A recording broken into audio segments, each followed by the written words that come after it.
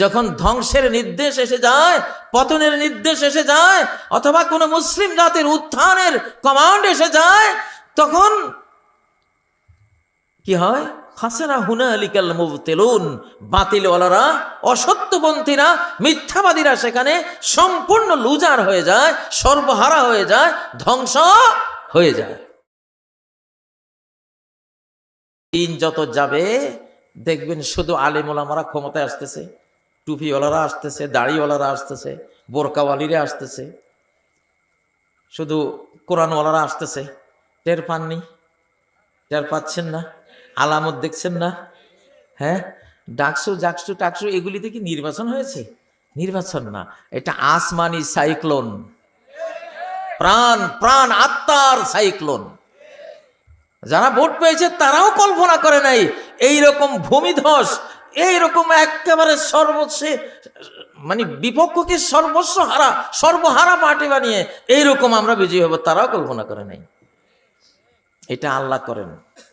কুলুবুল ইবাদ বাইনা আসবাইন মিন আসাবির রহমান, আমার আপনার সমস্ত বান্দাবাদীদের হৃদয়গুলো আল্লাহর দুই আঙ্গুলের মাঝখানে, আল্লাহর দুই আঙ্গুলের মাঝখানে। ইউকাল্লিবুহা কাইফা ইয়াশা, যেমন চান তেমন ঘুরাই দেন। আল্লাহ এখন সারা বাংলাদেশের মানুষের মন ঘুরাই দিছে এই কোরআনের দিকে। যদি নির্বাচন হয়, নির্বাচন হবে কিনা আমার 99% সন্দেহ, 1% হতে পারে, কিন্তু যুদ্ধ হবে 99% নিশ্চিত, যুদ্ধ হবে, সেটা 99% কনফার্ম। আপনাদেরকে একটা যুদ্ধে অংশ নিতে হবে। ভারত বাংলাদেশের চতুর্দিকে এখন নিত্য নতুন সব বিমান ঘাঁটি, সেনা ঘাঁটি করতেছে, বুঝেন না? বলতেছে আমরা কারো আক্রমণ করার আমাদের নিয়ত নাই। তো নিয়ত না থাকলে তুই এগুলি কে? তুমি যদি ফুল বাগান তৈরি করতা বাংলাদেশের চারপাশে আর বলতা যে আসলে আপনাদের ব্যাপারে কোনো খারাপের নিয়ত নাই, তাহলে আমরা বুঝতাম না উনি যেন ফুল বাগানই বানাচ্ছে।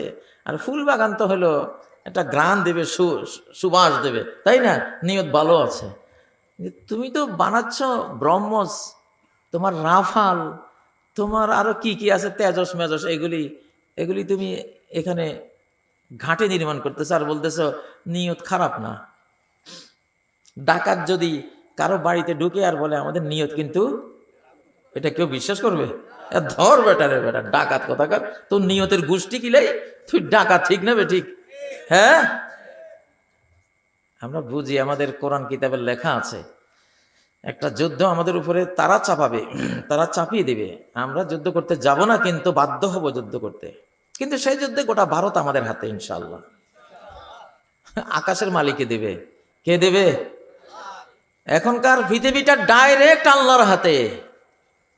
ডাইরেক্ট কার হাতে? আল্লাহর হাতে। فَإِذَا جَاءَ أَمْرُ اللَّهِ قُضِيَ بِالْحَقِّ وَخَسِرَ هُنَالِكَ الْمُبْطِلُونَ, যখন ধ্বংসের নির্দেশ এসে যায়, পতনের নির্দেশ এসে যায়, অথবা কোনো মুসলিম জাতির উত্থানের কমান্ড এসে যায়, তখন কি হয়? খাসেরা হুনালিকাল মুবতিলুন, বাতিলওয়ালারা, অসত্যপন্থীরা, মিথ্যাবাদীরা সেখানে সম্পূর্ণ লুজার হয়ে যায়, সর্বহারা হয়ে যায়, ধ্বংস হয়ে যায়।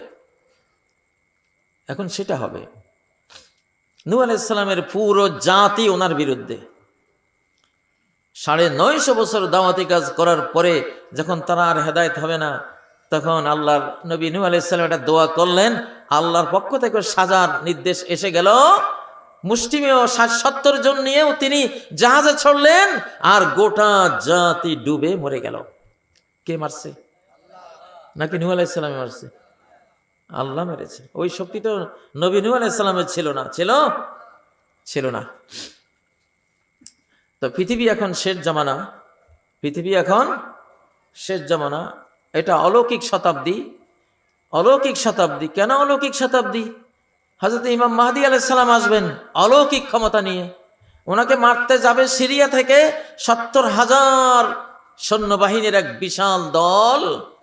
কিন্তু অলৌকিক ঘটনা ঘটবে, হাত্তা ইযা কানু বিল বাইদায়ে খুসিফা বিহিম, যখন মক্কা আর মদিনার বাইদা নামক স্থানে তারা আসবে, খুসিফা বিহিম, তাদেরকে মাটির নিচে তলিয়ে ফেলা হবে, একজনও বাঁচবে না।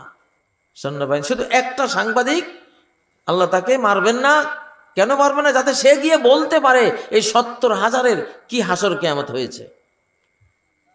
অলৌকিক, এটা কি অলৌকিক শতাব্দী। বাংলাদেশের 5ই আগস্ট, এটা অলৌকিক শতাব্দী। ডেটটা শেষ হয়ে গেছিল, এক্সপায়ার হয়ে গেছিল। ফ্যাসিবাদের ডেট শেষ, ফ্যাসিবাদের ডেট শেষ। আর ইমাম সাহেব, আলেম সাহেব, হাফেজ সাহেব আর আপামর মুসলিম আল্লাহওয়ালা জনগোষ্ঠীর ডেট শুরু। ঠিক না বে ঠিক? এই জন্য তারা বিদায় হয়েছে, কোনো মানুষের শক্তিতে ওরা বিদায় হয় নাই।